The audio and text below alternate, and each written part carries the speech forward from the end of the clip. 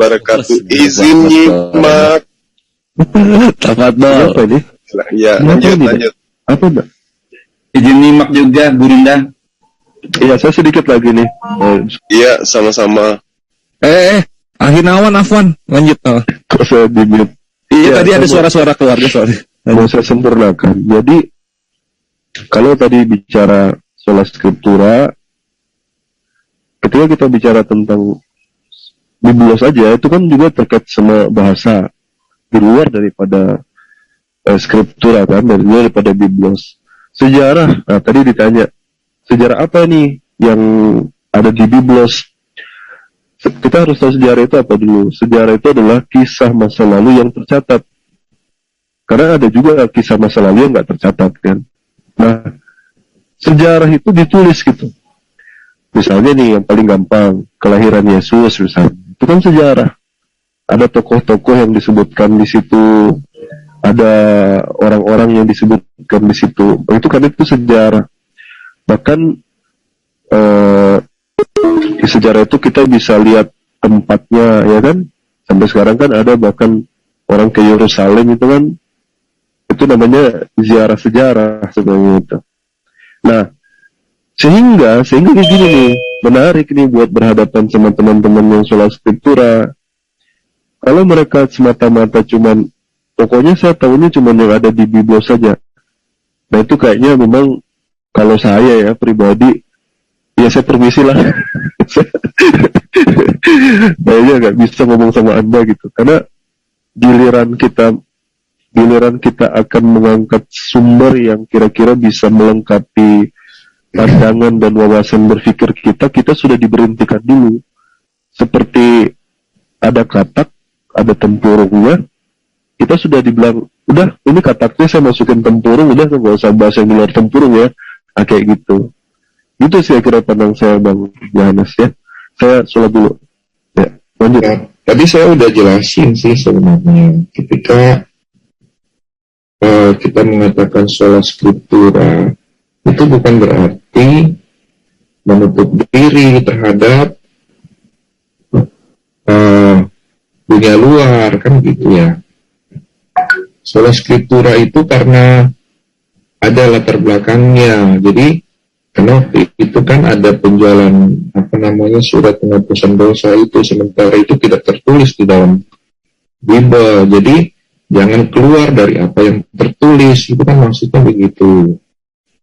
Bukan berarti kondisi itu tidak, maksudnya menuntut diri, enggak. Justru ilmuwan-ilmuwan itu banyak dari orang Kristen, penemuan-penemuan, sejarawan, arkeolog, dan lain-lain. Jadi saya potong sedikit biar nggak misleading ya. Bahkan yang sekarang teman-teman pakai itu biar nggak misleading, Bang Yohanes. Nanti habis itu silakan dijelaskan panjang lebar ya.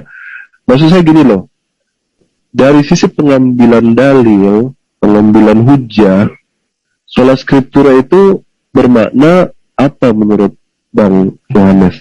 Dari sisi pengambilan dalil, karena tadi kan misalnya kita lagi ngobrol kan tadi, terus saya nyinggung tentang kutipan Bapak Gereja misalnya. Terus, kalau saya lebih sola scriptura, sepemahaman saya, berarti Bang Yohanes ini tahunya yang ngambil ayat, eksegesa ayat, kayak gitu. Tidak mau menjadikan pendalilan apa-apa yang ada di luar dari Biblos, gitu maksud saya. Nah, dikonfirmasi aja nih sekarang ini, benar nggak seperti itu? Harus atau ngambilnya, bisa sih ngambil dari, misalnya kutipan Bapak Gereja boleh saya ambil, sejarah boleh saya ambil, bahasa boleh saya ambil. Jadi gitu. Tidak, sola scripturanya itu kayak gimana gitu. Iya gitu Bang Yohanes ya, biar kita, maaf memotong tadi ya. Iya, jadi sebenarnya udah saya jelasin di awal tadi ya.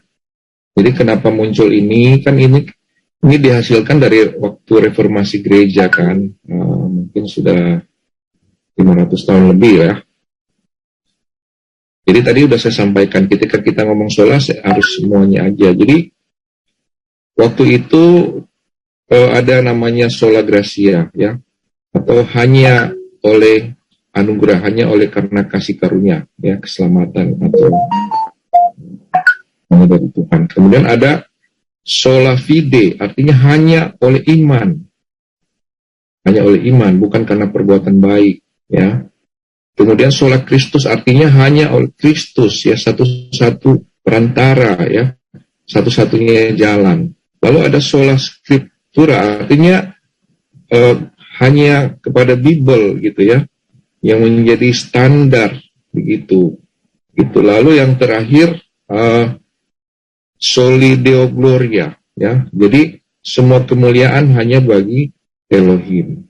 Ya, jadi secara lengkap saya sebutkan saja 5 soli itu.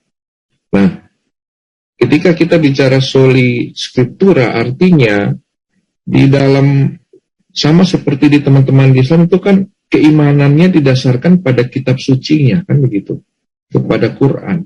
Betul nggak?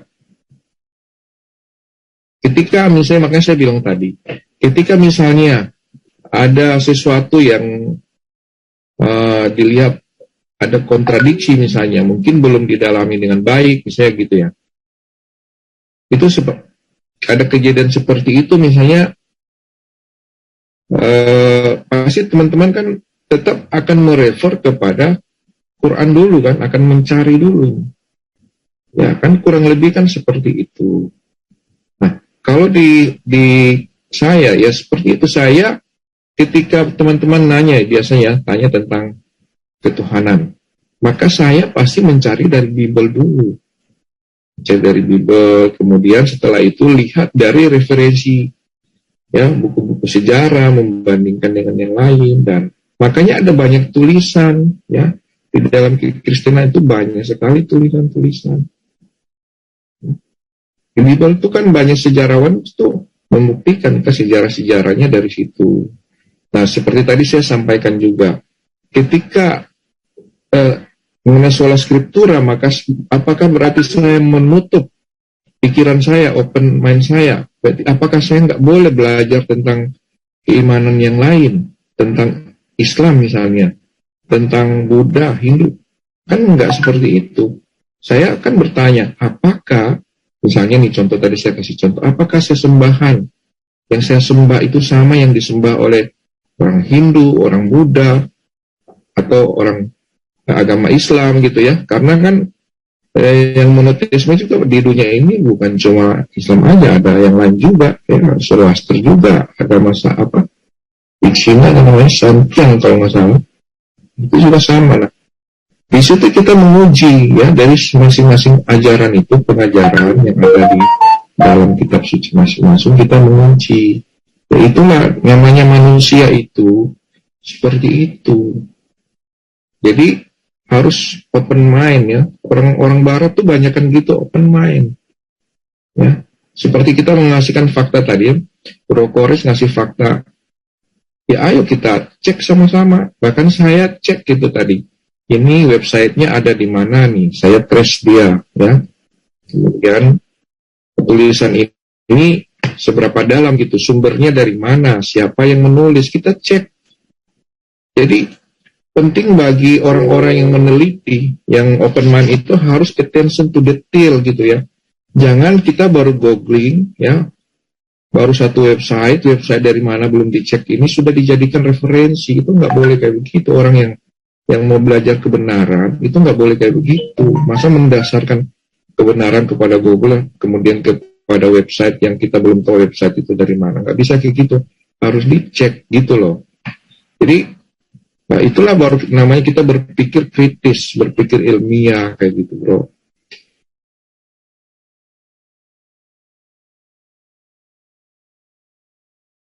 Ketika sudah orang yang sudah berpikir seperti itu, maka kita nggak seperti politikus, ya. Sorry ya, saya. Kalau politikus itu ngomongnya saya benar, kamu salah, kayak gitu ya. Kalau teman-teman tahu tipe-tipe kepemimpinannya, gitu. Halo? Suara saya masih kedengaran nggak? Halo?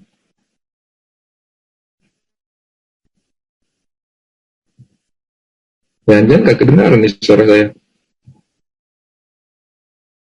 Masih lanjutkan bro. Suaranya di sini kecil, di tempatku kecil, Bang. Oh gitu ya, sorry nih. Iya. Ya. Tapi bisa kedengaran ya. Jadi saya di sini sama Kedengaran cuma teman-teman. nggak seperti biasa. Iya, saya sama teman-teman di sini kita bertukar pikiran ya. Kalau berdebat tuh cenderung otot-otot di leher itu ya, itu nggak bagus buat kesehatan ya, kayak gitu. Bertukar pikiran aja, salah benarnya itu masing-masing pribadi lepas pribadi yang akan memutuskan, karena tiap orang punya namanya kehendak bebas, gitu aja. Gitu, bro. Jadi saya kurang sepakat tadi bilang saya seperti kata lalu ada tempurung ya, digambarkan seperti itu. Seperti itu. Karena ilmuwan dari Kristen juga banyak kan, mereka melakukan penelitian, menulis buku-buku dalam berbagai bidang ya. Seperti itu.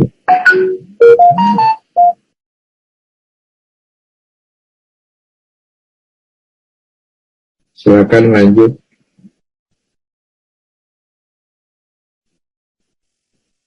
Oke, yang lain mungkin ada tanggapan, silakan.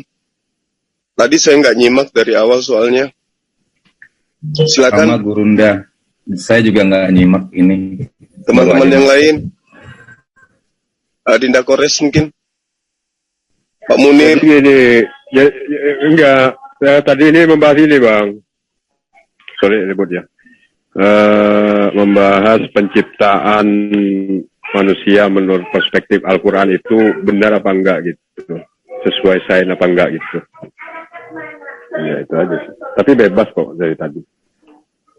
Sebenarnya bukan dari situ Pak Munir awalnya. Ya lanjut aja. Ya. Itu hanya imbasnya aja kayak gitu.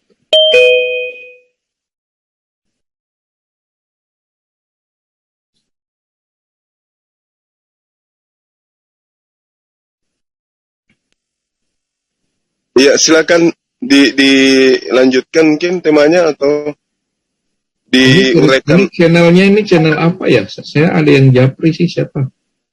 Saya kasih link ke sini. MMCI, Makassar Mualaf Center Indonesia. Oh iya. Saya suka tuh contoh Makassar. Iya, Gurunda, Afwan, aku tadi baru beres Isya ini. Nah, jadi gini, aku simpulin dulu. Jadi dialog yang penuh kasih ini dengan Brother Yohanes ini dimulai dengan saling tukar pikirannya Akhina Alwan dengan juga Brother Yohanes, di mana Akhina Alwan bertanya mengenai sola scriptura gitu, apakah begini dan begitu. Kemudian Brother Yohanes menjawab menggunakan dalil-dalil yang ada yang dirasa tidak relevan dengan apa yang ditanyakan oleh Akhina Alwan.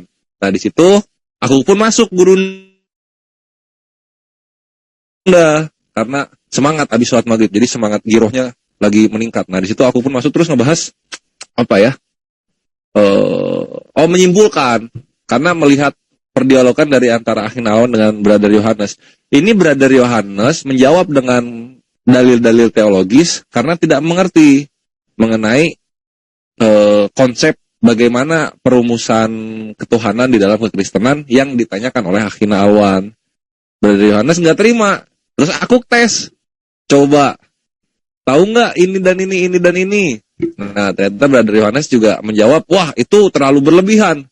Maksudnya bukan pertanyaannya berlebihan, bukan pertanyaan berlebihan, tapi sikap aku berlebihan, dan aku pun mengakui itu karena aku mengasihi Brother Yohanes. Kemudian dilanjut lagi. Kan kamu komplek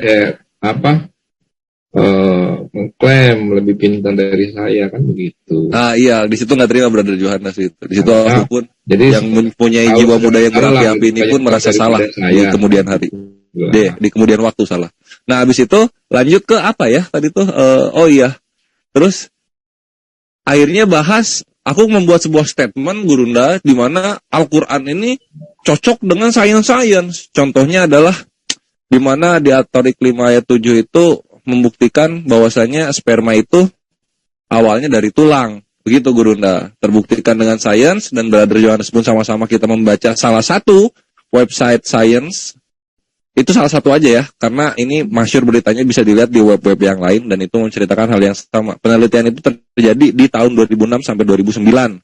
Gitu Brother Yohanes. Nah, berakhir di situ akhirnya beres lah karena kepotong Isya. Jadi kalau mau dilanjut lagi dengan topik yang baru terutama konsep enggak deh, kirain ini. Jadi kalau mau dilanjut lagi dengan topik yang baru terutama konsep ketuhanan sepertinya Brother Yohanes lebih ke sana Gurunda. Itu tafadol silahkan dilanjut. Udah bisa topik baru ini. Bertukar pikiran ya Brother Yohanes ya. Bukan debat. Iya, maksudnya kalau kita kalau dialog tuh misalnya ya, jangan misalnya sekalipun orang itu misalnya tidak lebih tahu dari kita, jangan dibilangin saya lebih pintar atau misalnya menjudge seseorang kayak gitu. Belum tentu karena ada pepatah bilang dunia tidak selebar daun kelor. Ya, jadi apa yang kita tahu di sini belum tentu tahu semua manusia itu kan tidak tahu segala hal. Ya, kau terima aja lah kenyataannya. Iya Pak Munir, aman Pak Munir.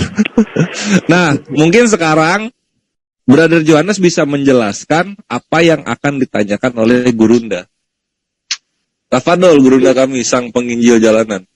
Waktu dan tepat kami nantikan. Baik, jadi gini.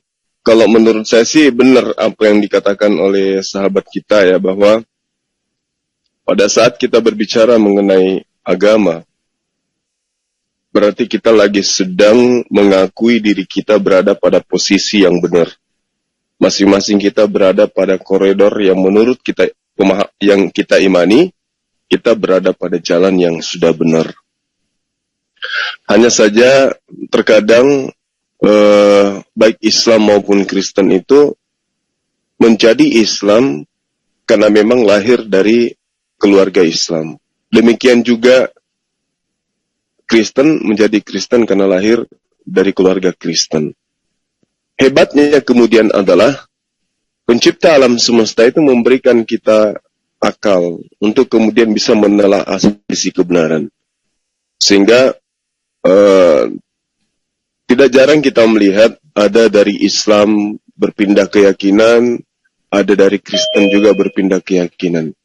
Nah, tentu banyak hal yang menjadi pencetus hal itu terjadi.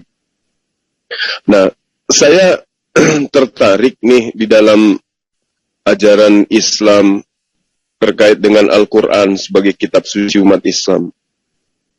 Itu adalah merupakan sebuah kitab yang di mana di dalamnya tidak terdapat dua mata rantai ajaran yang memiliki masa daripada ajaran itu terganti dengan ajaran yang baru. Dalam arti kata bahwa tidak ada perjanjian yang sifatnya temporer kemudian berubah menjadi perjanjian baru. Nah, sementara di dalam ajaran agama Kristen itu ada yang disebut perjanjian lama dan ada disebut perjanjian baru. Saya mengutip satu data di dalam Ulangan 4:2, maksud saya 4 pasal 2. Di situ diterangkan, janganlah kamu menambahi apa yang kuperintahkan kepadamu dan jangan kamu mengurangi. Dengan demikian kamu berpegang pada perintah Tuhan Allahmu yang kusampaikan kepadamu. Nah, mungkin saudara saya, Yohanes, bisa menjelaskan kepada saya tentang perjanjian baru ini. Karena di sini, di data ini diterangkan, jangan mengurangi, jangan menambahi.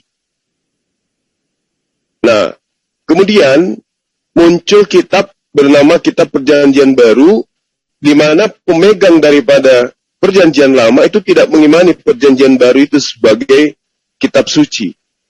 Mungkin saudara bisa menjelaskan kepada saya khususnya, yang ingin tahu, betul-betul ingin tahu, ini yang membuat perjanjian baru ini siapa, lalu kemudian seperti apa korelasinya secara hukum, baik itu dalam pandangan Yahudi sendiri maupun Kristen pada umumnya. Silakan.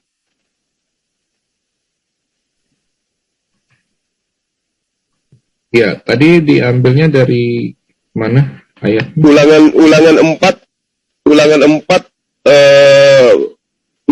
pasal 2 seirama dengan Ulangan 12 pasal 32. Segala yang kuperintahkan kepadamu haruslah kamu lakukan dengan setia. Janganlah engkau menambahinya ataupun menguranginya.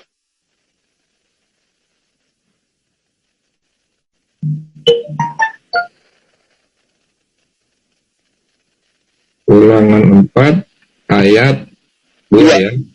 Ya, Janganlah kamu menambahi maupun mengurangi perkataan yang aku perintahkan kepadamu, demi memelihara perintah-perintah Yahweh Elohimmu yang aku perintahkan kepadamu.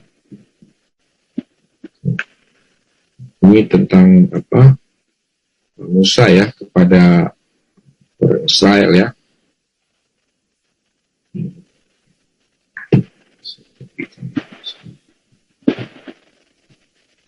Sama di mana tadi? ya. Ulangan 4 nomor 2, Ulangan 12 nomor 32 itu juga di Amsal juga ada, tapi saya lupa beberapa. Yang pada intinya poinnya jangan mengurangi, jangan menambahi ketetapan Tuhan yang diberikan kepada Musa. Iya, betul. Itu kalau di Amsal itu banyak di Amsal.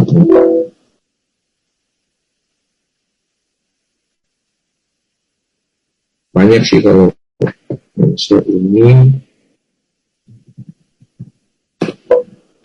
Saya ada di depan laptop nih, jadi bisa.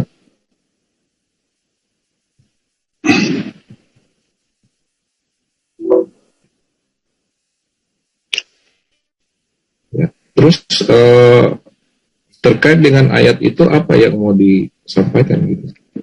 Ya, jadi gini Bang. Ini kan ada perintah jangan menambahi, jangan mengurangi. Ya. Yang dimaksud daripada data ini, menurut pemahaman saya pribadi itu adalah ketetapan-ketetapan Tuhan yang datang kepada Bani Israel. Nah, ini bisa saya simpulkan setelah saya mengkaji Amsal 30 pasal 6.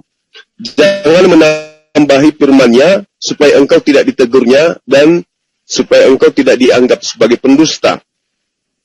Nah, kalau saya melihat dari 3 pasal ini, baik itu di Ulangan 4, Ulangan 12, dan juga Amsal 30,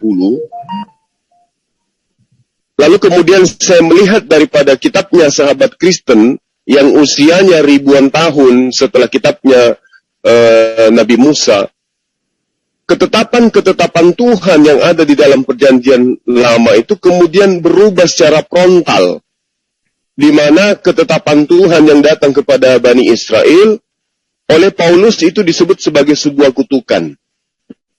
Ini yang menjadi tanda tanya besar di dalam hati saya, bagaimana kemudian ancaman Tuhan untuk jangan mengurangi dan menambahi itu ternyata secara frontal dilaksanakan malah dilanggar dengan adanya perjanjian baru ini.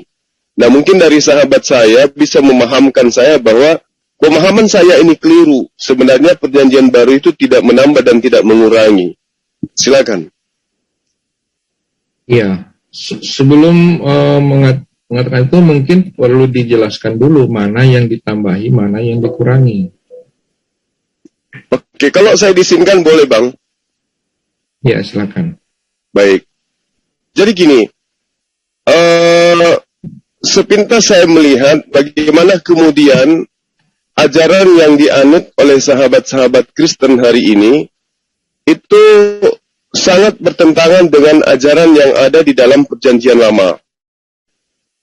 Contoh yang tadi itu yang saya gambarkan, bagaimana kemudian sosok Tuhan yang datang kepada Bani Israel, yang mengajarkan kepada Bani Israel tentang sebuah ketetapan, itu kemudian di dalam perjanjian baru, terkhusus kepada surat-surat Paulus, itu menekankan terhadap satu konsep di mana ketetapan-ketetapan Tuhan itu dianggap sebagai sebuah kutukan. Contoh misalnya, ini sederhananya sambil gini. Di dalam Roma, ya, khususnya di Roma 7, di situ dikatakan begini, sebab waktu kita masih hidup di dalam daging, hawa nafsu itu dosa, yang dirangsang oleh hukum Taurat, bekerja dalam anggota-anggota tubuh kita, agar kita berbuah bagi maut. Tetapi sekarang, kita telah dibebaskan dari hukum Taurat, sebab kita telah mati bagi Dia, yang mengurung kita, sehingga kita sekarang melayani dalam keadaan baru menurut roh, dan bukan dalam keadaan lama menurut hukum Taurat. Ya, kesimpulan saya sementara di dua data ini, kata Paulus, dosa manusia bahkan telah dirangsang oleh hukum Taurat, sehingga akan berbuah maut, di mana hukum Taurat telah mengurung manusia. Nah, sehingga di dalam pemahaman saya, berdasarkan data yang ada, di Roma 7, pasal 5, pasal 6 ini maksud saya, itu seakan-akan ketetapan Tuhan yang tadinya diperintahkan untuk jangan ditambahi dan jangan dikurangi, itu justru dianggap sebagai sebuah ketetapan yang menyebabkan manusia itu jatuh ke dalam dosa. Jadi hukum Torah dianggap sebagai penyebab manusia itu jatuh ke dalam dosa karena adanya ketetapan-ketetapan. Mungkin sahabat saya boleh menangkap apa yang saya paparkan barusan. Ya, jadi memang di dalam Alkitab atau Bible itu dibagi dua ya. Ada namanya Perjanjian Lama dan Perjanjian Baru ya. Totalnya itu ada 66 kitab. Kenapa disebut Perjanjian Lama dan Perjanjian Baru? Karena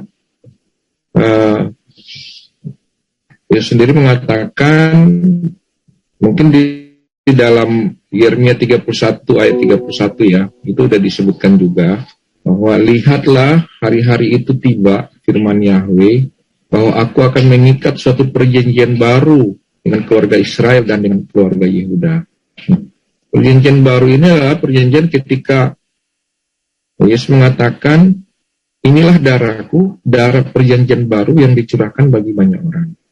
Karena di dalam perjanjian lama, ya, itu kalau merefer ke Tanakh gitu ya, itu kan ada korban-korban kan, ada macam korban. Nah ini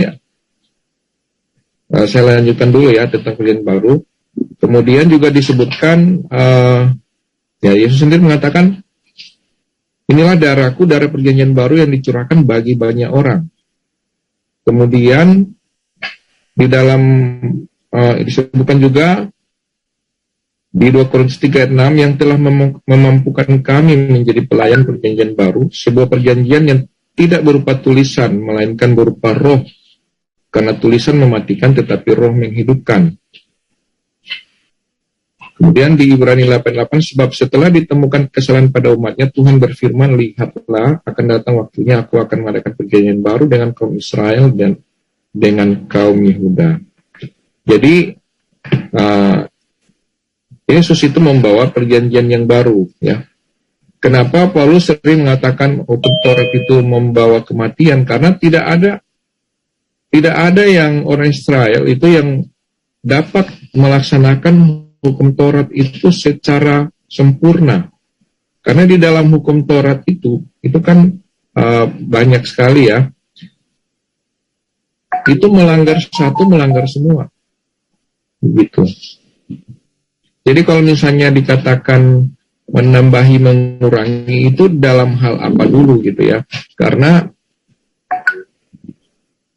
kalau dibaca di dalam Bible ya, kalau merefer ke, kan disebutkan bahwa hukum Taurat berlaku hanya sampai kepada zaman Yohanes. Jadi begitu, karena gini, Bible itu dari dalam iman Kristen, dari Kejadian sampai Wahyu itu, senternya itu adalah tentang Tuhan Yesus. semua nubuat-nubuat itu merefer ke Yeshua HaMashiach, kan begitu. Jadi saya ingin mendapat feedback dulu nih, ketika mengatakan perjanjian lama dan perjanjian baru tadi, kemudian dihubungkan dengan menambahkan dan mengurangi. Nah, mana yang ditambahkan, mana yang dikurangi gitu. Mana ditunjukkan lah misalnya ayat-ayatnya. Ditunjukkan aja mana yang ditambahkan, mana yang dikurangi. Karena satu kesatuan perjanjian lama dan perjanjian baru. Nabi-nabi itu menubuatkan, bahkan ditulis kitab Musa dan para nabi itu menuliskan tentang aku. Itu kan ada ditulis. Silakan. Ya, baik. Terima kasih atas paparannya, Bang. Cuman gini, yang saya katakan tadi di awal, berbicara mengenai ketetapan, orang-orang Yahudi yang kita kenal sebagai praktis Yudaism hari ini, itu masih memegang teguh daripada apa yang menjadi perjanjian baru Allah kepada mereka. Seperti yang sahabat saya terangkan tadi dalam Yeremia 31 itu, 31, 32, 33, bagaimana kemudian perjanjian barunya Allah kepada Bani Israel adalah Allah memasukkan hukum Taurat ke dalam batin setiap Bani Israel. Artinya bahwa ketetapan itu tetap berlaku. Bagaimana hukum Taurat itu tidak dilepaskan. Contoh misalnya haramnya babi itu tidak pernah menjadi halal. Itu salah satu contoh misalnya. Nah, kemudian ada sebuah data yang tertera di dalam kitab sahabat saya, di dalam Efesus ya, di Efesus 2 misalnya, di situ diterangkan begini. Sebab dengan matinya Yesus sebagai manusia, dia telah membatalkan hukum Taurat dengan segala perintah dan ketentuan yang ada di dalamnya. Artinya bahwa Tuhan yang tadinya memerintahkan, janganlah kamu menambahi apa yang kuperintahkan kepadamu, dan janganlah kamu mengurangi. Tapi yang terjadi kemudian, di dalam pengajaran Paulus, bukan hanya menambahi, bukan hanya mengurangi, tetapi dikatakan membatalkan hukum Taurat dengan segala perintah dan ketentuan yang termaktub di dalamnya. Artinya bahwa ketika sahabat saya mengatakan perjanjian lama itu hanya berlaku sampai Yohanes dan seterusnya, itu Anda sedang mewakili pengabaran Paulus. Sehingga kemana larinya ketika kemudian kedudukan perintah yang dianggap sebagai kalamullah atau firman Allah di dalam kitabnya Bani Israel, itu menjadi hilang kemudian dengan matinya Yesus. Di Amsal 30 pasal 6 misalnya, jangan menambahi firman-Nya, supaya engkau tidak ditegurnya dan dianggap pendusta. Nah, sementara hari ini kita lihat sahabat Kristen itu menjadi seorang praktisi Kristen tidak berdasar terhadap perjanjian lama, tapi berdasar terhadap perjanjian baru. Sementara kemunculan perjanjian baru itu justru melanggar seluruh aspek yang ada di dalam perjanjian lama. Contoh misalnya tadi, ya, mohon maaf saya harus katakan begini, contoh misalnya, jangan kita ambil babi, kita ambil aja perintah pertama. Jangan ada ilah lain di hadapanku. Tak boleh ada sembahan lain. Artinya harus tertuju kepada satu esensi saja. Tapi yang kita lihat sekarang, banyak sekte di dalam Kristen, berdasarkan perjanjian baru, mereka digiring untuk menuhankan sosok manusia yang lahir di tengah-tengah Bani Israel, yang mereka tengarai sebagai penjelmaan daripada Tuhan yang nusul menjadi manusia. Berarti mereka membentuk ilah lain dalam rupa manusia, padahal di situ dilarang. Jangan ada ilah lain di hadapanku. Nah, ini salah satu poinnya. Ini salah satu poinnya. Nanti kita urai lebih jauh. Kalau sahabat saya minta data, saya akan kasih data bagaimana kemudian ketetapan-ketetapan di tengah-tengah Bani Israel yang datang tersurat kepada mereka itu menjadi hilang kemudian disebabkan karena adanya oknum yang menyusun huruf demi huruf dari tangannya sendiri. Dia berkata bukan berdasarkan firman Tuhan, tetapi berkata atas dirinya sendiri. Nah, mungkin kita bisa urai, namun sebelumnya sahabat saya minta kepada Anda untuk menjelaskan yang tadi itu. Bahwa ini yang menyatakan perjanjian lama, perjanjian baru itu siapa sebenarnya? Bapak-bapak gereja kah? Yesus kah? Atau para utusan-utusan yang mengaku sebagai rasul? Karena yang saya tahu, ya dari kacamata saya pribadi loh ini ya, ini ungkapan pribadi berdasar pengalaman saya dalam belajar. Yesus itu ketika dia datang, justru dia menekankan tidak menghilangkan setitik pun dari hukum Taurat, meski yang paling terkecil. Itu. Nah, kalau kemudian ketetapan ini berubah menjadi satu perjanjian yang disebut perjanjian baru, justru akal saya nih ya, akal saya, perjanjian baru sebenarnya kalau kita mau menggunakan perjanjian baru itu, yang dimaksud perjanjian baru secara tertulis itu adalah Taurat. Di Yeremia 31 pasal 33 itu. Mungkin kita bisa buka Adinda Kores kalau masa di sini, biar supaya kita bisa lihat dengan jelas di Yeremia 31 pasal 33. Yeremia 31 pasal 3. Siap meluncur. Dari 31 pasal 31 sampai pasal 33 coba deh. Sudah saya share tadi di chat itu. Saya pakai HP soalnya jadi kecil. Saya bacakan ya. Baik. Saya bacakan tadi. Lihatlah hari-hari itu tiba, firman Yahweh, bahwa aku akan mengikat suatu perjanjian baru. Nah tuh. Keluarga Israel dan dengan keluarga Yehuda.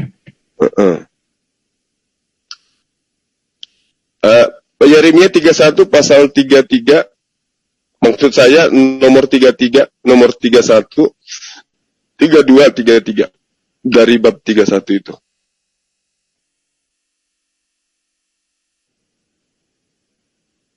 Ini. Ya. Boleh dibaca dek dari 31-nya? Oke. Ini ya ikhwah. Sesungguhnya akan datang waktunya, demikianlah firman Tuhan, aku akan mengadakan perjanjian baru dengan kaum Israel dan kaum Yehuda.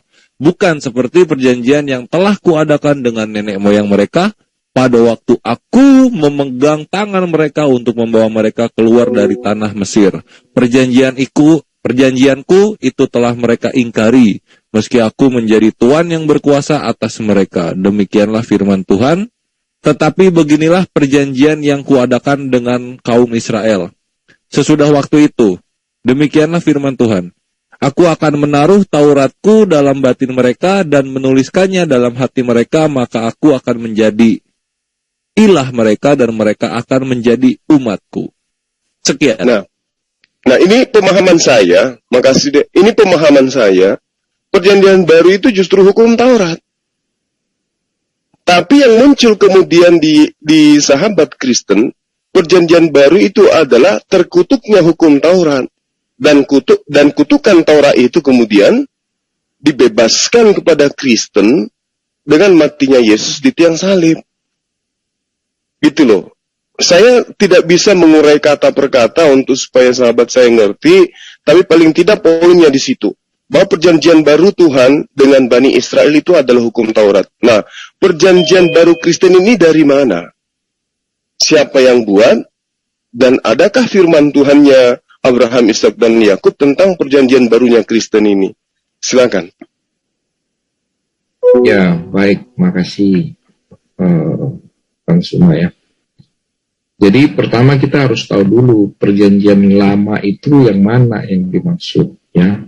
Tadi kan sudah dibacakan ya di dalam yang ditampilkan ini kan, bukan seperti perjanjian 332. Jadi 31 kan dikatakan aku akan mengadakan perjanjian baru dengan kaum Israel dan kaum Yehuda. Bukan seperti perjanjian yang telah kuadakan dengan nenek moyang mereka. Yaitu siapa? Abraham, ya, Yakub, ya. Abraham, Ishak dan Yakub. mereka pada waktu aku memegang tangan mereka untuk membawa mereka keluar dari tanah Mesir. Nah, waktu keluar dari tanah Mesir itu di mana? Waktu itu kan ada di Gunung Sinai, ya kan? Iya. Dan ada juga di dataran Moab, ya. Jadi ketika perjanjian baru itu kapan? Perjanjian baru itu yang saya share di chatting itu ya. Ketika Yesus sendiri mengatakan ya bahwa inilah darahku, darah perjanjian baru yang dicurahkan bagi banyak orang. Ketika untuk pengampunan dosa ya, karena waktu itu bangsa Israel itu kan masih banyak korban-korban ya, korban-korban yang diatur di dalam kitab imamat itu ya, di dalam hukum Taurat. Itu kan ada 5 macam korban ya di dalam imamat itu. Antara lain korban bakaran, korban sajian, ya, korban keselamatan, korban penghapus dosa, dan korban penebus salah. Nah, itu dilakukan berulang-ulang kali. Tetapi dengan kedatangan Yeshua Mashiach ini, itu tidak dilakukan lagi. Bahkan sekarang, ya, yang dikatakan orang Yahudi itu, mana ada korban-korban seperti itu lagi? Nggak ada. Bahkan baik mereka itu kan sudah diruntuhkan dan mereka mau membangun lagi. Nggak ada itu melaksanakan itu. Tidak hukum Taurat sekarang. Nggak ada. Mana yang mereka lakukan di imamat itu? Kalau mereka bilang mereka lakukan. Nggak ada. Ya. Karena sudah bait sucinya udah nggak ada gitu. Yang tinggal tembok ratapan itu loh. Ya. Kemudian hukum Taurat itu kita lihat ya di zaman waktu di zaman Tuhan Yesus, misalnya tentang hari Sabat. Murid-muridnya hari Sabat itu pelanggarannya kalau dilanggar hukumannya adalah hukuman mati. Ya. Tetapi lihat murid-muridnya Tuhan Yesus, apakah mereka melanggar hari Sabat? Nggak, melanggar. Ya. Kemudian ada di dalam hukum Taurat itu dikatakan mata ganti mata nih. Sebentar saya cari ayatnya. Kayaknya udah saya share juga ya. Nah, Matius 5 ayat 38. Kamu sudah mendengar apa yang telah dikatakan mata ganti mata dan gigi ganti gigi. Ini kan di dalam hukum Taurat. Ya, tetapi Yesus katakan, tetapi aku berkata kepadamu, jangan melawan orang yang jahat. Nah, melainkan siapa yang menampar pipimu yang kanan, berikanlah kepadanya pipi yang kiri juga. Ya. Dan Yesus memberikan standar yang lebih tinggi ketika orang melihat perempuan dan mengingini, dia sudah dianggap berzina. Ketika orang membenci aja, saudaranya dia dianggap sebagai membunuh. Ya. Jadi, dan kemudian ada ayat ya mengenai sebentar, satu iota ya saya cari. Saya kan satu iota itu ada di yang dikatakan nggak Yesus tidak masih mengikuti hukum Taurat ya, sebentar. Matius 5 ayat 18. Matius 5 ayat 18 ini harus dibaca dari 5:17 nih, saya kopikan aja di setting ya, supaya yang lain juga bisa lihat. Janganlah kamu menyangka bahwa aku datang untuk meniadakan hukum Taurat atau kitab para nabi. Aku datang bukan untuk meniadakannya, melainkan untuk menggenapi. Ya, jadi garis bawahi kata menggenapi. Kemudian ayat 18. Karena aku berkata kepadamu, sesungguhnya selama belum lenyap langit dan bumi ini, satu iota pun atau satu titik pun tidak akan ditiadakan dari hukum Taurat, koma, ya, belum titik nih, masih koma, sebelum semuanya terjadi. Nah, yang perlu kawan-kawan perhatikan adalah kata-kata sebelum semuanya terjadi. Nah, kapan ini terjadinya? Itu adalah di atas kayu salib, ya. Ketika ketika Yesus mengatakan, ini ada di Yohanes 19 ayat 30, saya contoh bacakan ya. Yohanes 19 ayat 30 dikatakan, Nah, tentang kematian Tuhan Yesus ya. Sesudah itu karena Yesus tahu bahwa segala sesuatu telah selesai, berkatalah ia supaya genaplah yang ada tertulis dalam kitab suci, ya, aku haus. Di situ ada suatu bekas penuh anggur asam, maka mereka mencucukkan bunga karam yang telah dicelupkan dalam anggur asam pada sebatang hisop, lalu menunjukkannya ke mulut Yesus. Sesudah Yesus meminum anggur asam itu, berkatalah ia, sudah selesai, ya. Jadi ini katanya kapan itu? Ketika ini dikatakan sudah selesai. Lalu ia menundukkan kepalanya dan menyerahkan nyawanya. Ya. Jadi sebelumnya semua terjadi itu adalah ketika dikatakan sudah selesai ini. Ya. Karena kedatangannya itu memang sebagai Yeshua HaMasyiah itu adalah sebagai juru selamat. Ya. Seperti itu. Jadi tidak, makanya Rasul Paulus mengatakan the end of the law, ya, akhir dari hukum Taurat tidak berlaku lagi karena ada hukum yang baru. Makanya dikatakan dicari orang-orang yang menyembah di dalam roh dan kebenaran, bukan di Yerusalem sana, ya. Itu. Seperti itu, silakan. Oke, baik. Terima kasih atas paparan sahabat saya sangat menghargai itu. Namun izinkan saya untuk kemudian memberikan tanggapan terkait dengan Matius 5 yang tadi. Kalau kemudian kita melepaskan doktrin dogma tentang kemudian darah Yesus, dagingnya Yesus, matinya dia disalib dan seterusnya, di mana hal ini dipelopori oleh kitab kanonik yang pada dasarnya Yesus tidak memberikan legitimasi secara sah kepada penulis-penulisnya.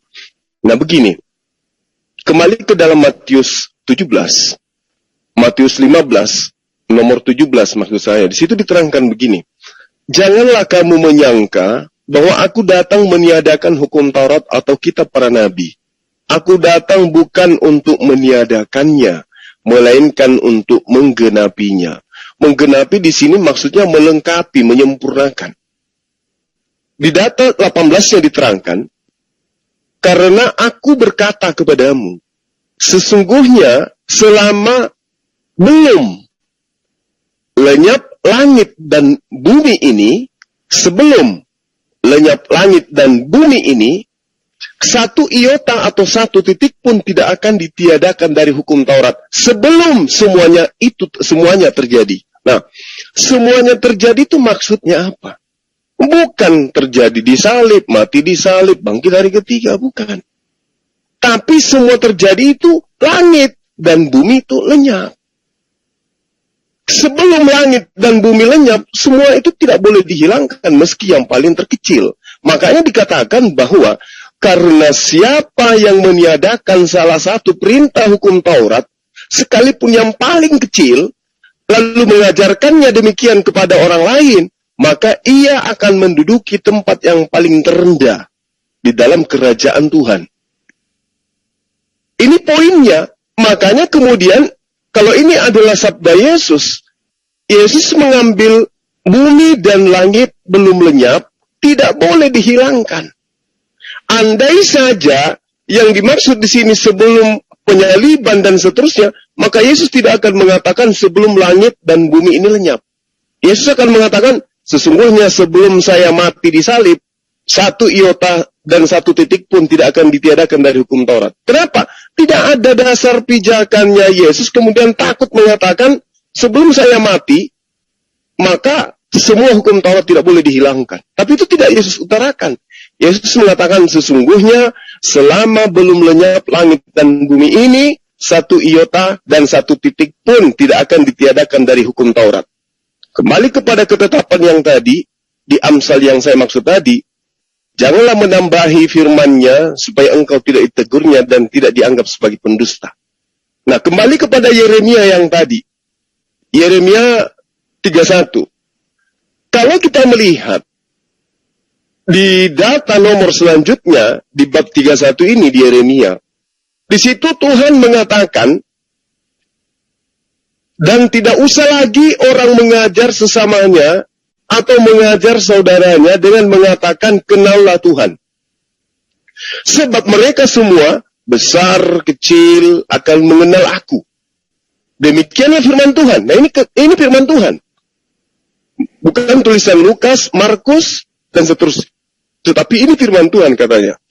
Sebab aku akan mengampuni kesalahan mereka. Dan tidak lagi mengingat dosa-dosa mereka. Jadi tidak perlu ada penebusan, tidak perlu ada darah Yesus. Ini data. Lalu kemudian, di nomor selanjutnya diterangkan begini. Beginilah firman Tuhan. Nah, lagi-lagi Tuhan yang berfirman katanya. Yang memberi matahari untuk menaringi siang, yang menetapkan bulan dan bintang-bintang untuk menerangi malam, yang menaruh mengharu biru laut sehingga gelombang-gelombangnya ribut. Tuhan semesta alam namanya. Lalu di 36 dikatakan begini, sesungguhnya seperti ketetapan ini tidak akan beralih dari hadapanku. Jadi ketetapan tentang hukum Taurat itu tidak akan beralih di hadapan Tuhan. Ketetapan itu tetap berfungsi sampai hari ini bagi Bani Israel. Ini kalau kita mengikuti bahwa ini adalah firman Tuhan. Sesungguhnya ketetapan-ketetapan ini tidak akan beralih dari hadapanku. Demikianlah firman Tuhan. Ini firman Tuhan. Yang mengatakan darah Yesus, daging Yesus, itu bukan diterangkan situ firman Tuhan. Lukas yang berkata, Markus yang berkata, Paulus yang berkata, Yesus berkata. Lukas berkata, Yesus berkata. Markus berkata, Yesus berkata. Tapi yang ini, Yeremia berkata, demikianlah firman Tuhan. Nah, artinya bahwa ketika diterangkan di data-data sebelumnya bahwa Taurat itu adalah perjanjian barunya Tuhan kepada Bani Israel, lalu dari mana kemudian konsep ajaran para penulis kitab kanonik dianggap sebagai perjanjian baru Tuhan? Ini jelas loh ini. Ada kontradiksi pemahaman dan juga firman. Di data Yeremia dikatakan, hukum Taurat itu adalah perjanjian baru. Di gereja, perjanjian baru itu adalah kitab kanonik. Yang mana isinya, kalau kita mengurai satu demi satu, Paulus dengan tegas mengatakan hukum Taurat itu adalah sebuah kutukan. Orang jatuh ke dalam dosa karena adanya hukum Taurat. Karena itulah kemudian Paulus berusaha agar supaya hukum Taurat itu tidak ada. Supaya manusia tidak jatuh ke dalam dosa.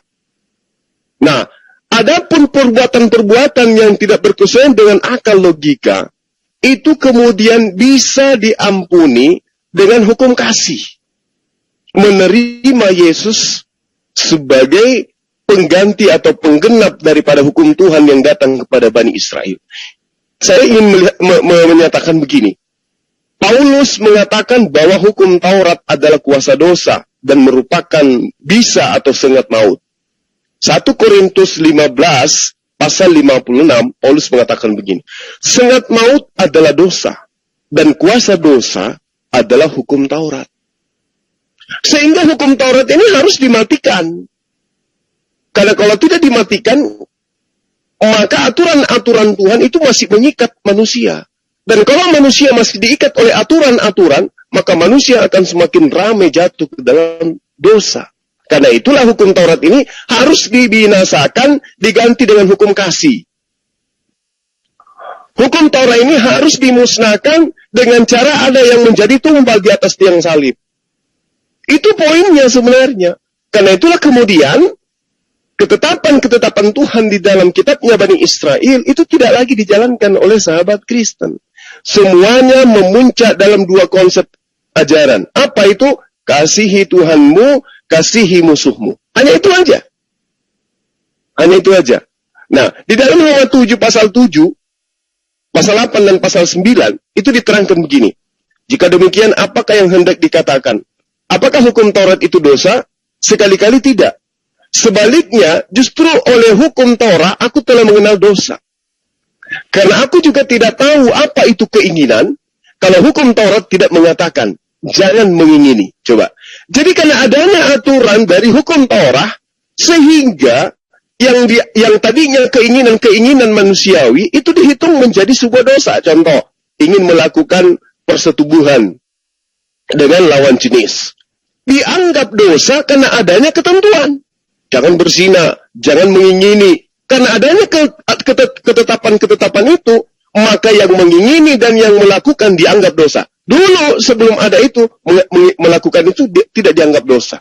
Nah, di pasal 8 di Roma 7 itu diterangkan begini. Tetapi dalam perintah itu, dosa mendapat kesempatan untuk membangkitkan di dalam diriku rupa-rupa keinginan. Sebab tanpa hukum Taurat, dosa itu mati. Coba, tanpa hukum Taurat, dosa itu mati. Artinya, tanpa ada ketetapan Tuhan yang menjadi perjanjian baru Tuhan kepada Bani Israel, jangan ini, jangan itu, jangan ini, jangan itu, maka dosa itu akan mati. Artinya siapapun melakukan sesuatu yang tadinya menjadi ketetapan Tuhan, ketika ketetapan itu sudah ditebus, maka itu tidak lagi dianggap sebagai dosa. Di pasal 8 diterangkan begini, dahulu aku hidup tanpa hukum Taurat. Akan tetapi, sesudah datang perintah hukum Taurat itu, dosa mulai hidup. Artinya jelas, dengan adanya ketetapan Tuhan, perjanjian baru Tuhan kepada Bani Israel, maka Paulus merasa terikat, tidak bebas lagi melakukan apa yang dia kehendaki. Karena itulah kemudian, dia menjajakan ajarannya bukan kepada orang Yahudi. Menjajakan ajarannya bukan kepada praktis Yudaism yang memegang teguh hukum Taurat sebagai perjanjian baru Bani Israel dengan Tuhan. Paulus menjajakannya ke non-Yahudi. Makanya ramai. Kemana-mana nggak ada itu kita pernah melihat sekelompok Yudaism, asli Yudaism dari keturunan Yakub, yang kemudian menjajakan ajaran Kristen menyembah Yesus. Nggak ada.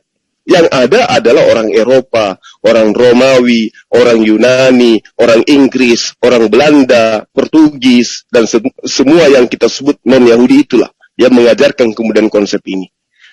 Nah, ini perlu dicermati ya, dan saya berharap ada dari sahabat Kristen yang bisa memahamkan saya. Karena selama saya hanya berdasarkan terhadap data-data yang ada dalam kitab Semen Kristen, maka selama itu juga saya mengatakan bahwa di Kisah Para Rasul, Paulus itu sudah dikecam oleh pengikut-pengikut Yesus. Dan saya bisa menunjukkan datanya. Paulus dianggap sebagai penyakit sampar, dianggap sebagai penyesat karena mengajak orang-orang Yunani masuk ke dalam bait suci, di mana mereka tidak bersunat tetapi masuk ke dalam baitullah atau bait Allah. Saya kira begitu sementara, Bang. Silakan ditanggapi kalau masih perlu untuk ditanggapi, silakan. Ya, saya perlu tanggapi karena disampaikan juga sangat banyak hal ya disampaikan. Jadi yang pertama, yang Taurat itu adalah perjanjian yang lama ya. Saya sudah sampaikan tadi, makanya di Yeremia tadi itu menyampaikan nanti akan ada perjanjian yang baru. Nah, perjanjian yang lama yang disebutkan tadi itu adalah kalau dikatakan orang Yahudi masih melaksanakan 613 mitzvot itu ya, mana gitu ya, itu kan terdiri dari 365 larangan, 248 perintah kan. Coba ada di dalam mitzvot itu tentang, tadi sudah saya sampaikan sebenarnya ya, tentang mitzvot 459 sampai 560 tentang korban dan persembahan. Apakah masih dilaksanakan? Tidak ada. Ya. Kemudian yang kedua, yang mengatakan perjanjian baru itu adalah Tuhan Yesus sendiri yang mengatakan bahwa dia memberikan perjanjian yang baru. Kalau mengatakan hukum Taurat itu masih berlaku, tadi saya sudah share ya di dalam Lukas 16 ayat 16, hukum Taurat dan kitab para nabi berlaku sampai kepada zaman Yohanes. Oke. Kemudian kita buktikan lagi ya, Tuhan Yesus sendiri mengatakan mengenai ada di mitzvot mengenai mata ganti mata ya. Nah, tadi kamu sudah mendengar, Matius 5 ayat 38, kamu sudah mendengar apa yang telah dikatakan, mata ganti mata dan gigi ganti gigi. Ya, tetapi Yesus mengatakan sini sudah tidak berlaku, tetapi aku berkata kepadamu, janganlah melawan orang yang jahat, dan seterusnya. Satu, ya. Kemudian yang kedua, mengenai hari Sabat, ya. Bahkan orang dia itu kalau nggak salah hampir dilempar oleh batu ya. Coba saya ketika oleh orang Farisi ya tentang hari Sabat. Sebentar. Sehingga dia mengatakan anak manusia adalah Tuhan atas hari Sabat. Ya. Itu di mana? Di Lukas 6 ayat 6. Lukas 6 ayat 6. Pada suatu hari Sabat lain, Yesus masuk ke rumah ibadat lalu mengajar. Di situ ada seorang yang mati tangan kanannya. Ahli-ahli Taurat dan orang-orang Farisi mengamati Yesus kalau ia menyembuhkan orang pada hari Sabat, supaya mereka dapat alasan untuk mempersalahkan dia. Tapi yang terjadi adalah apa? Yesus menyembuhkan orang pada hari Sabat. Dan hukuman kalau melanggar hari Sabat itu apa? Mati. Gitu loh. Makanya saya katakan tadi, ketika ayat yang mengatakan 1 iota pun ya, saya coba lihat lagi kembali, ya Matius 5 ayat 17 dan 18 itu nggak boleh dipisahkan. Ketika dikatakan, janganlah kamu menyangka bahwa aku datang untuk meniadakan hukum Taurat atau kitab para nabi. Aku datang bukan untuk meniadakannya, melainkan untuk menggenapinya. Artinya, menggenapi itu adalah dia menyelesaikan itu semua, sehingga hukum itu yang tadinya tidak bisa dilaksanakan oleh orang Israel, ya sudah bisa dilaksanakan. Korban-korban ya itu enggak lagi. Jadi dengan kematiannya di atas kayu salib yang dikatakan tadi saya bilang, sebelum semuanya itu terjadi adalah selesai, ya maka tidak ada lagi korban karena dia sudah menjadi korban. Makanya ketika kematiannya itu, tirai di bait suci itu terbelah, tidak ada lagi pembatas di situ, ruang maha kudusnya, seperti itu. Jadi di sini sebagai orang Kristen saya menyampaikan tentang keimanan. Jadi kalau misalnya Bang Suma menyampaikan sesuai dengan pemahamannya, ya silakan aja. Tetapi saya menyampaikan berdasarkan apa yang tertulis di dalam Bible, ya.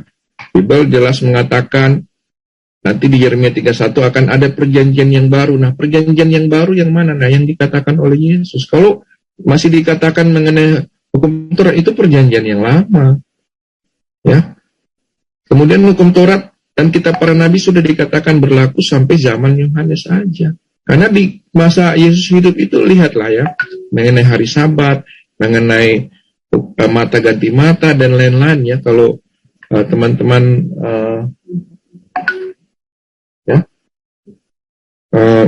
membaca ya tentang puasa juga ya, banyak itu kan diatur itu. Makanya kenapa Tuhan Yesus itu banyak bertentangan dengan para ahli orang Farisi ya pada zaman itu.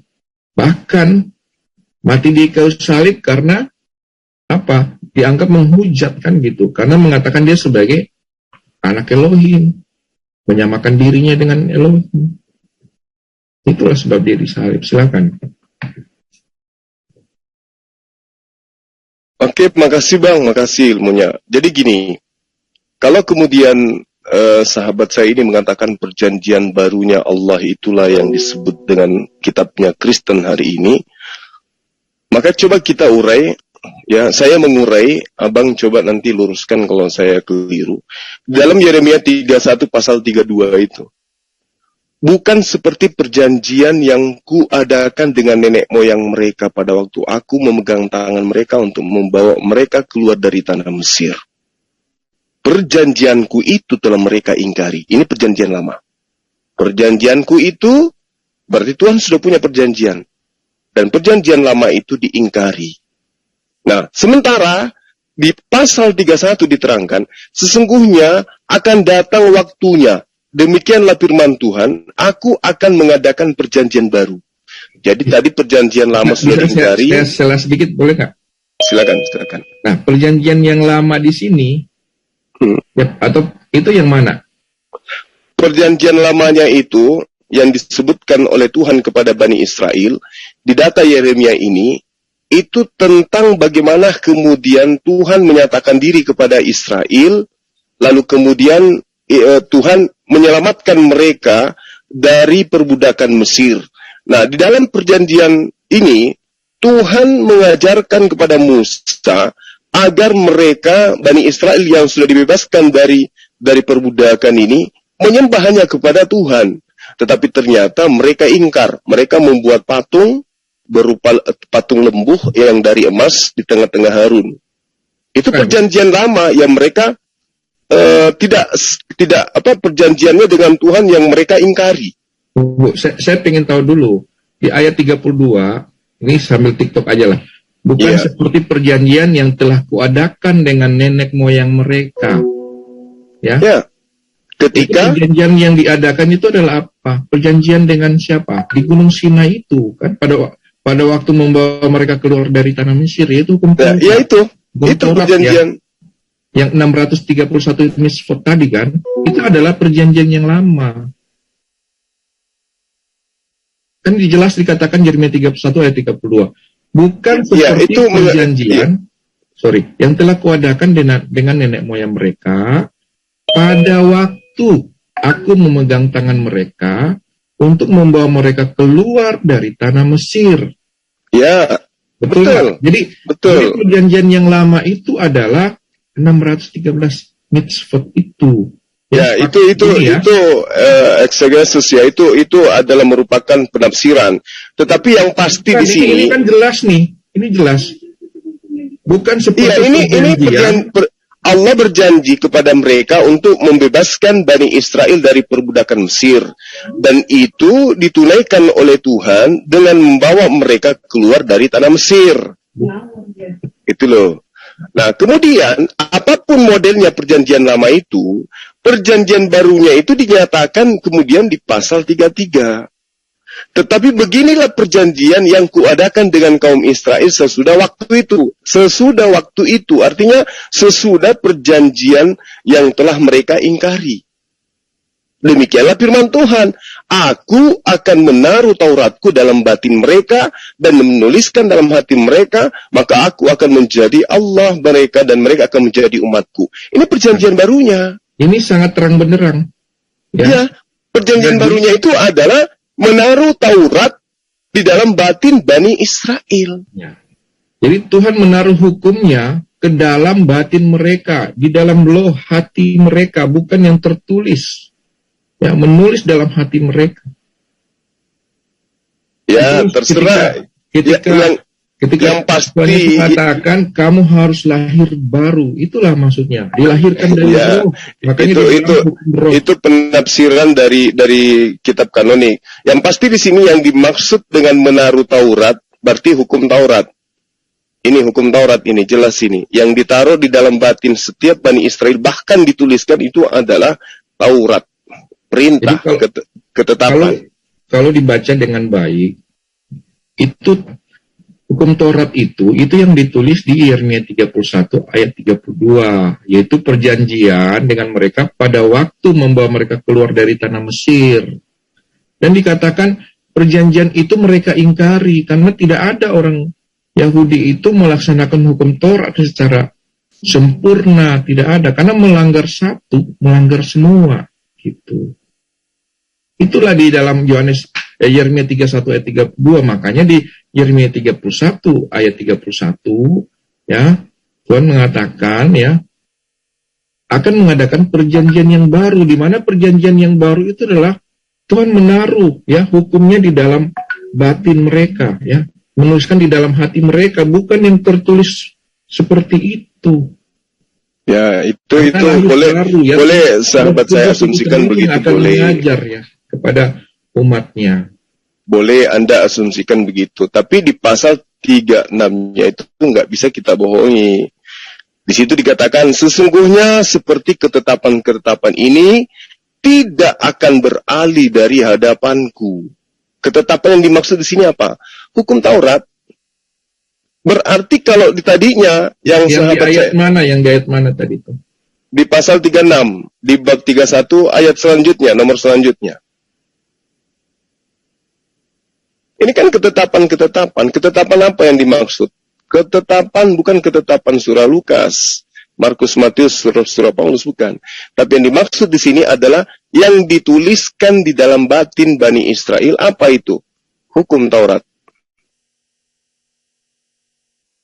Bagaimana mungkin kemudian perjanjian itu telah mereka ingkari, kemudian Tuhan menyatakan kembali, beginilah perjanjian yang kuadakan dengan kaum Israel sesudah. Ini kan sudah, berarti sesudah mereka mengingkari perjanjian yang ada, Tuhan kemudian mengikat dan menuliskan perjanjian baru, yaitu Taurat.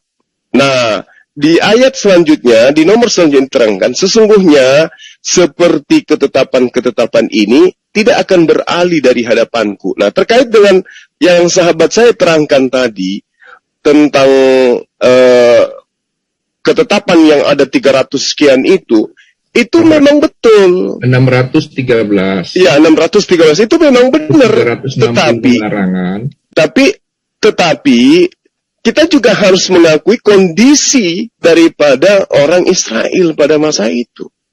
Musa mengatakan di dalam Ulangan 31, ya, nomor 27, dia katakan begini, sebab aku mengenal kedegilan dan tegar tengkukmu. Siapa mu di sini? Bani Israel yang dibebaskan dari perbudakan Mesir.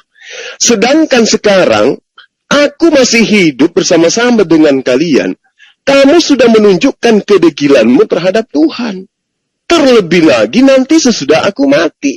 Nah, sementara masa Musa mengucapkan kata ini, kalimat ini, sampai kepada penulisan surah-surah kanonik itu 1000 tahun lebih.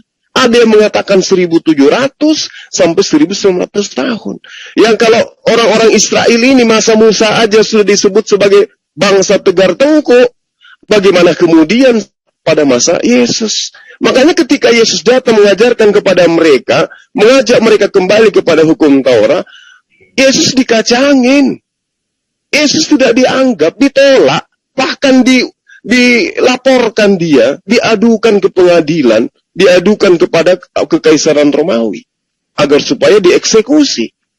Karena mereka memang, jangankan masa Yesus, masa Musa, yang nyata-nyata mereka dibebaskan, dimerdekakan, dimenangkan dari perbudakan secara turun-temurun, itu tegar tengkuk terhadap Musa. Sudah dibuktikan, ya Musa, perlihatkan kekuasaan Tuhanmu. Diturunkan makanan langsung dari langit, bisa dimakan, masih juga mereka membangkang. Jadi bagaimana mungkin kemudian Yesus mampu menghalau ketegar tengkukan orang-orang Yahudi. Jadi makanya Tuhan kembali yang saya katakan tadi, berpesan, jangan kau menambah, jangan kau mengurangi. Tapi lagi-lagi, ada yang mengurangi dan menambahkan, bahkan menganggap perjanjian baru Tuhan itu sebagai adalah suatu kutukan yang menyebabkan manusia jatuh ke dalam dosa. Kalau kemudian hari ini sahabat Kristen ya mengusung kekuatan untuk menyatakan bahwa Yesus itu harus begini dan begitu, ya tunggu dulu. Kita harus kembali kepada data yang ada di kitabnya Bani Israel. Dalam hal ini yang sampai kepada kita di Indonesia adalah perjanjian lama. Wallahu alam tentang original teksnya ataupun kitab yang betul-betul berasal dari Musa. Kita nggak perlu tahu, kita nggak pernah disajikan itu. Yang ada hanya terjemahan dalam perjanjian lama. Itu sih poinnya yang saya pahami ya. Kalau saya keliru, saya minta maaf. Kebenaran itu datangnya hanya dari Tuhan pencipta langit dan bumi. Silakan Bang. Ya, terima kasih. Jadi nggak apa-apa. Kita di sini saling berdiskusi, saling bertukar pikiran ya. Jadi tadi sudah saya sampaikan ya, di dalam pemahaman kami itu di Yeremia itu clear ya bahwa perjanjian lama itu adalah ketika orang Israel itu keluar dari tanah Mesir ya, waktu di Gunung Sinai itu ya, tadi sudah diiakan juga sebenarnya oleh Bang Zuma ya. Dan itu bukanlah perjanjian yang baru. Tetapi di dalam ayat 33 pun dikatakan Tauratnya itu ya ditaruh di dalam batin mereka, di dalam hati ya. Jadi bukan 613 menit. Bahkan Yesus sendiri mengatakan tidak lagi mata ganti mata berlaku ya. Sekarang lihat di Israel sana, apakah masih ada mata ganti mata? Nggak ada. Ya, misfot yang ada itu apakah mereka merasakan? Tidak ada. Dan satu hal lagi ya, di waktu zamannya Tuhan Yesus itu, orang Israel waktu itu mereka melaksanakan hukum Taurat ya secara baik. Makanya mereka bertentangan mengenai hari Sabat, mengenai perempuan yang berzina itu yang mau dilempar gitu ya, mau dirajam kan gitu. Kemudian satu lagi mengenai kedegilan bangsa Israel ya, sebenarnya tadi disebutkan juga di ayat Yeremia 31:36. Jadi bangsa Israel ini memang disebutkan sebagai bangsa yang tegar tengkuk. Tetapi mereka itu ketika mereka berseru kepada Tuhan, ketika mereka bertobat, itu Tuhan membela mereka. Karena firman Tuhan atau janji Tuhan kepada Abraham, Ishak dan Yakub itu adalah perjanjian yang kekal ya. Mereka umat yang dipilih. Makanya di Yeremia 31:36 itu dikatakan ya, jika ketetapan-ketetapan ini lenyap dari hadapanku, firman Yahweh, maka keturunan Israel pun berhenti menjadi bangsa di hadapanku. Sebentar. Artinya,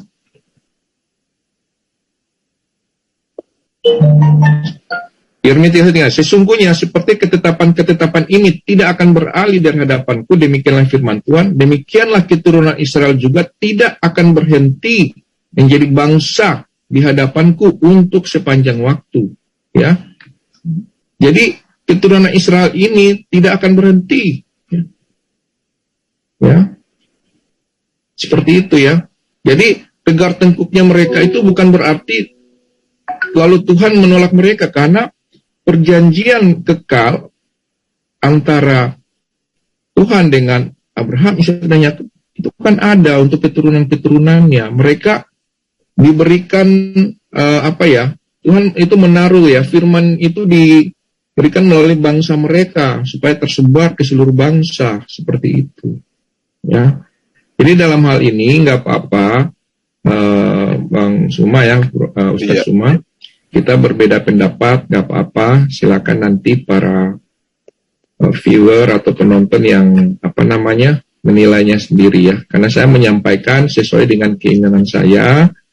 Kemudian teman-teman ya, mungkin Ustaz Suma di dalam pemahamannya ya, seperti itu. Iya bang.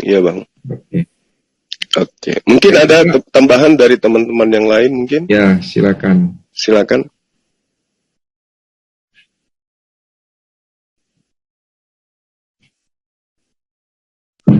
Cukup diwakili Bang Zuma aja sih, saya rasa. Terus ada yang lain silakan. Kan udah kan Gurunda ya, sudah diwakili semua. Tapi berbeda di sini nggak apa-apa gitu loh, santai aja. Kan memang berbeda antara keimanan kita kan dalam banyak hal. Tapi gini Pak Yohanes, memang nggak ada perintahnya ya untuk mengimani perjanjian baru untuk Lukas dan Yohanes Markus itu. Memang nggak ada perintahnya secara langsung gitu ya. Ada banyak di dalam, makanya nanti Pak Munir kan di dalam di HP-nya kan ada ya, pasti ada install ini nggak, Bible nggak di HP-nya?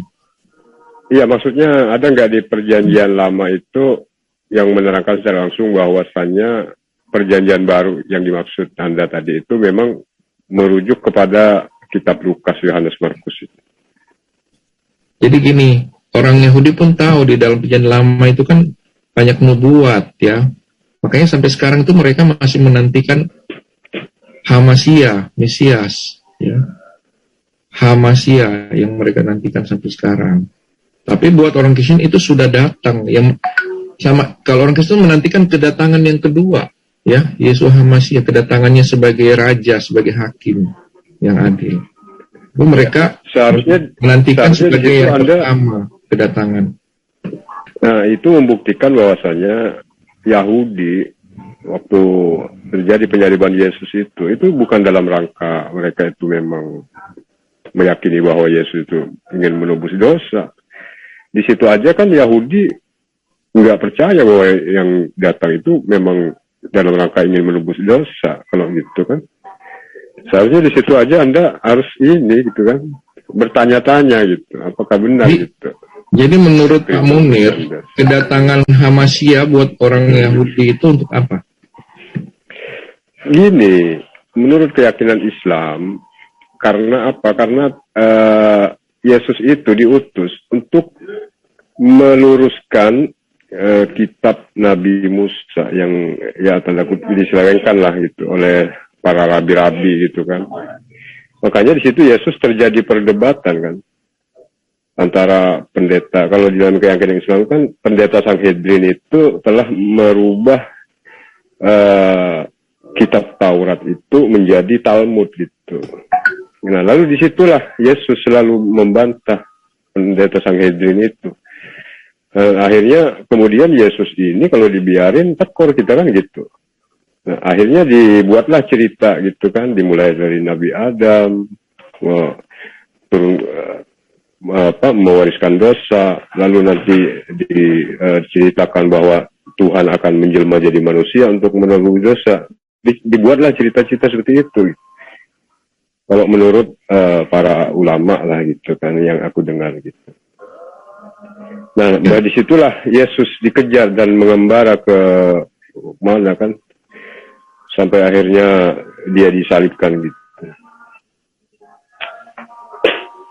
Ya, ini aja mungkin Pak Munir, kan tadi Pak Munir mengatakan tentang orang Yahudi. Jadi makanya saya tanya, menurut Pak Munir, ya, Hamasya itu buat yang dinantikan orang Yahudi itu buat apa kedatangannya?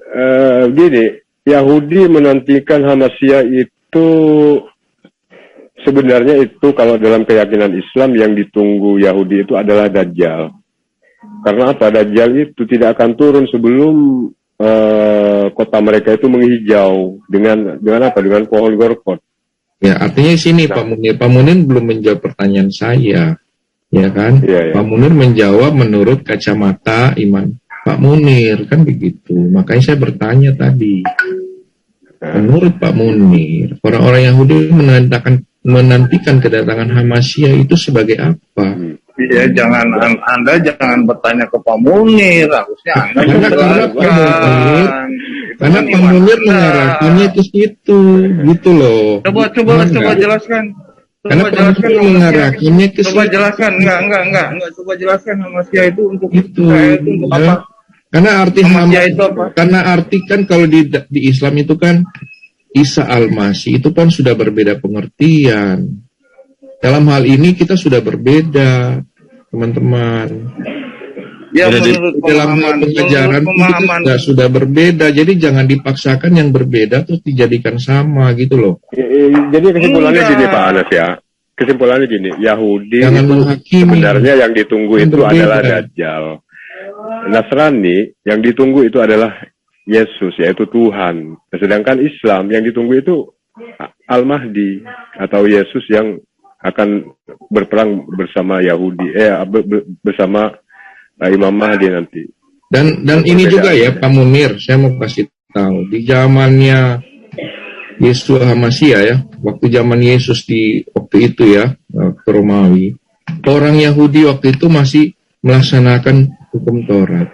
Dan yang mereka sembah itu adalah YHWH ya. Iya. Bapak Yahweh ya, pada saat itu. Sampai sekarang pun masih ya, tidak pernah berubah karena ayatnya jelas. Hanya mereka memanggil dengan Hashem, Adonai, kan begitu.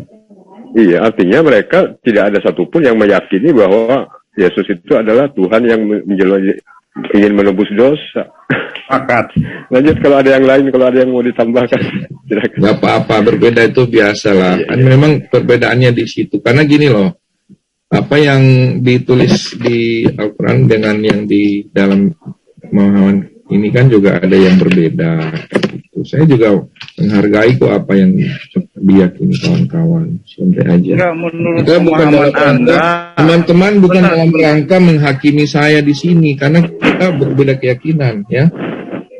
Jangan Siapa misalnya kemudian makanya saya bilang tadi ya.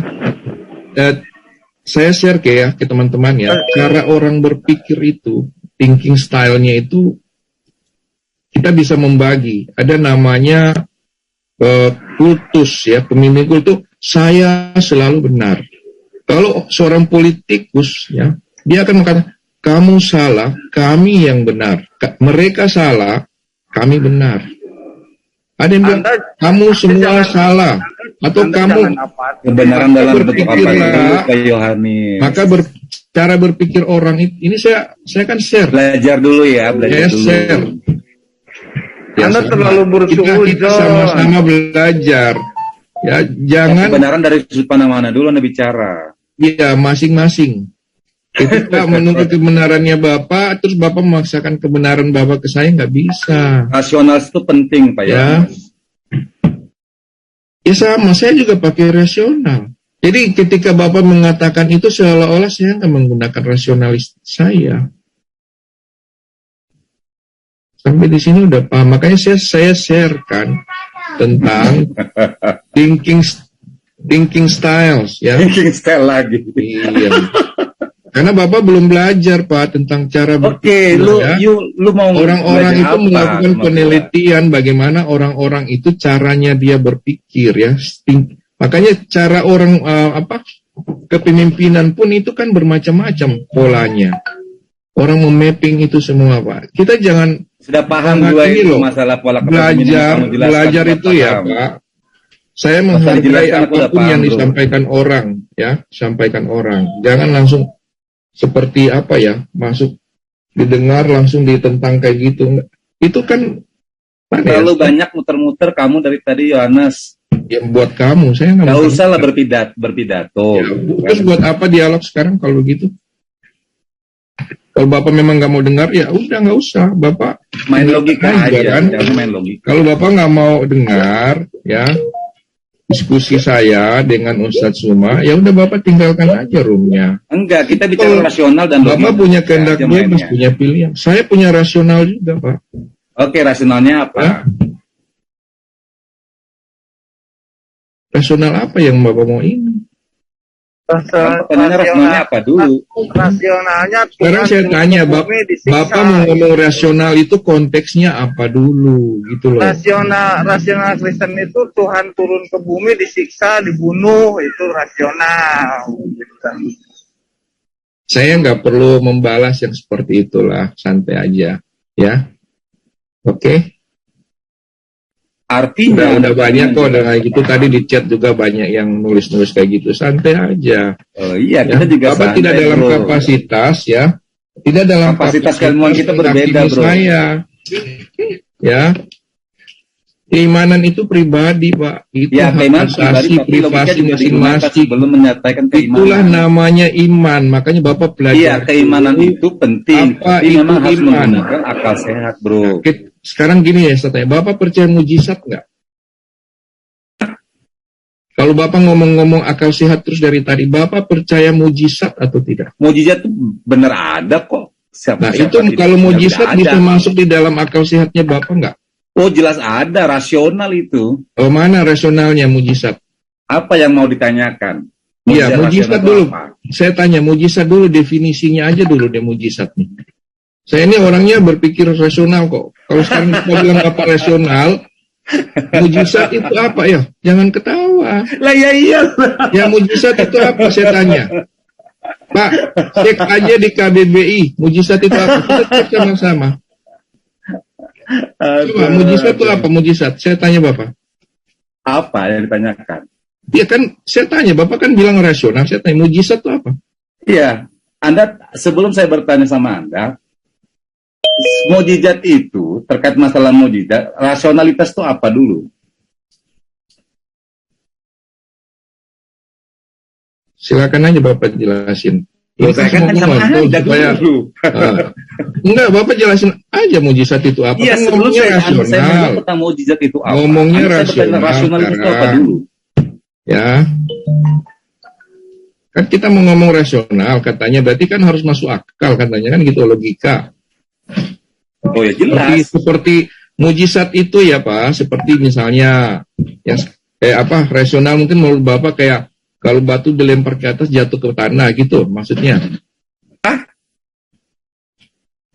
Lempar batu jatuh ke tanah nggak itu nggak rasional namanya lempar batu jatuh ke tanah. Nah, terus yang mana? 1 tambah 1 sama dengan 2 gitu. Gitu.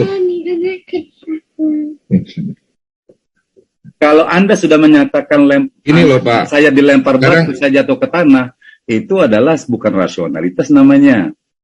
kalau misalnya Anda Rasionalitas melempar menurut batu- Bapak itu apa dulu? Bapak mau pakai ilmu apa dulu? Rasional itu logika, ilmu fisika, ilmu kimia, matematika atau apa, Pak?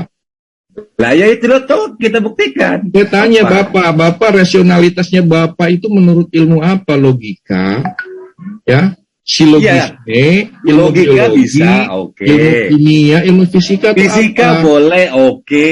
Kimia Oke. oke, boleh apa? Yang Ya, mau oke, dijelaskan sekarang apa? kita uji. Fisika coba. Apa? Jangan tanyakan apa. Dari tadi kau muter-muter. Kok muter-muter? Sekarang saya nanya, kalau menurut Bapak teori relativitas itu masuk akalnya Bapak nggak? Oh jelas masuk akal bro. Coba jelasin.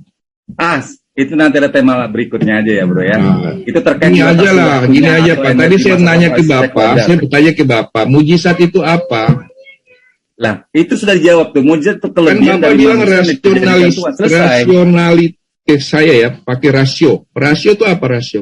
Loh, rasio itu adalah akal. Nah, sekarang saya tanya Bapak kan, makanya saya tanya, mujizat apa? Lah itu kan sudah dijawab tuh. Mujizat itu kelebihan Mujizat, dari manusia. nah karena Bapak dari tadi muter-muter, Bapak yang Udah muter-muter loh. nggak Lah, jawab. iya. Saya jelasin. Begini Pak Johannes, begini Pak Mujizat Johannes. itu adalah Begini, oi. kejadian luar Begini. biasa yang nggak dapat diterima oleh rasio manusia. Ya, oke. Betul. Ya sudah, Tapi selesai. persoalannya Bapak rasio udah pun pernah di akan situ. bisa menjawab pertanyaan tersebut.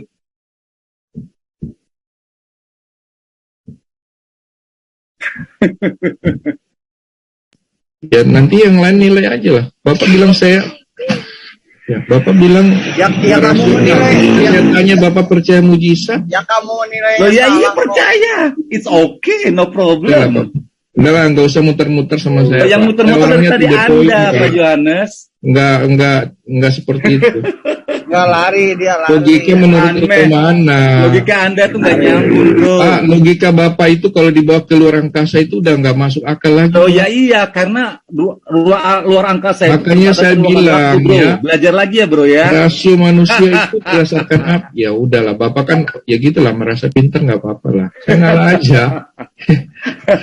Saya tuh nggak perlu berdebat sama orang-orang yang merasa pintar gitu Lah, loh. karena Kalau keilmuan Bapak Anda tidak merasa sampai, ini, bro. Bapak nggak usah dengar. Santai, Iya, saya karena kayak keilmuan Anda tidak sampai. Kalau saya merasa nggak cocok, ya lu tinggalin aja, nggak usah diskusi. Iya, Santai, karena ya, diskusi Anda sederhana tadi itu. nggak nyampe, bro. Sederhana itu, ya nggak usah menjudge orang Pak. Kita harus lihat diri sendiri juga. Ketika mengatakan orang lain, berkacalah juga dengan diri sendiri. Ya berkaca juga lah Anda pada diri Anda Ya. sendiri. Terima kasih. Makanya ya harus mengatakan Anda jangan sok bijaksana, menghakimi. padahal Anda sendiri sudah bukan Nah, yang ngomong-ngomong yang dari tadi ini saya tuh siapa? Anda kok bukan saya? Ada Bro Billy nih, boleh ditanya tentang PL. Dia welcome nggak sama PB-nya itu? Oh ini Zainal yang dari tadi. Enggak. Belum. Gue lihat si Johannes juga ketika gue lihat di CIA juga sering mojokin muslim kok. Sering apa? Ya kenapa Pak Mojokin Johannes? muslim kok. Sering apa? Contohnya gimana? Sering mojokin muslim. Dia mojokinnya itu gimana? Ya di dalam diskusi juga lu sering mojokin muslim kok ngetawain Mojokinnya atau apa. gimana? Ya, coba aja lihat aja video Mojokinnya gimana? CIA. Mojokin gimana? Dia mojokin lawan debatnya. Terus tanya si Munir tuh. Coba tanya si Munir. Ah, Pak Munir itu sering ketangkap basah, tidak konsisten ngomongannya. Ya iya itu kan mojokin namanya. Jadi orang kalau Iya, ngomong ya, mojokin. orang itu ngomong kalau dipegang satu premis itu dipegang sekarang terus, gini. jangan Sekarang berubah-ubah. gini, Itu namanya nggak konsisten sekarang gitu gini, loh. di mana rasionalitasnya ya? Ketika Tuhan turun ke bumi digebukin ciptaannya, dibunuh ciptaannya, di mana rasionalitasnya? Sekarang saya nanya, justru yang saya bertanya. Jangan tanya lu Tuhan jawab, itu- jangan tanya lu Ya, jawab. Pertanyaan Jangan tanya, itu lu ditanyakan jawab. Jawab aja Yohanes. Ya, jawab aja coba. Nggak usah pakai Rasionalnya di mana? Ketika Emangnya lu mujizat- memahami, Mujizat itu Tuhan Oh, Maha Kuasa nggak? berarti Tuhan Maha Kuasa nggak? Tuhan digebukin itu mujizat menurut Tuhan Maha Kuasa nggak? rasional lu gimana? Pak Yones, halo. Nggak usah diskusi yang model gini, cuma apa? Kuatin otot leher aja gitu, nggak ada Ya, gunanya. karena Anda tidak berkualitas, bro. Ya nggak apa-apa. Apa yang kamu katakan kembali ke dirimu sendiri. Saya nggak perlu pembenaran dari kamu. Ya udah aku minta sama Pak Yohanes. Ya, Boleh? saya udah selesai dengan siapa? Ustadz Juma, ya. Enak kok dengan Ustadz Juma, enak. Nggak ada kayak kalian tadi gini-gini. Ya. Jadi Tua. harusnya kalian contoh lah gurunda kalian ya, bukan model kayak begini ya. Dan saya sudah cukup lama di sini dari jam berapa tadi? Kalau saya lihat ini ya, saya juga ada kerjaan, jadi mungkin saya harus leave dulu ya, karena tadi udah selesai next time. Aku mau tanya Pak, nanti dulu Sama Pak. yang lain ya. Saya nggak mau ngomong sama orang yang suka menghujat, itu aja. Buat saya yang menghujat nggak penting untuk dilayani. Ya udah, makasih banyak ya Pak Yohanes sudah hadir dan Oke, saya Pak. undang Anda. Makasih banyak Ya, sebelumnya. sama-sama. Oke ya. Satu pertanyaan Pak. Oke. Tuhan berkati kalian semua. Oke. Terima kasih Pak. Halo, Assalamualaikum.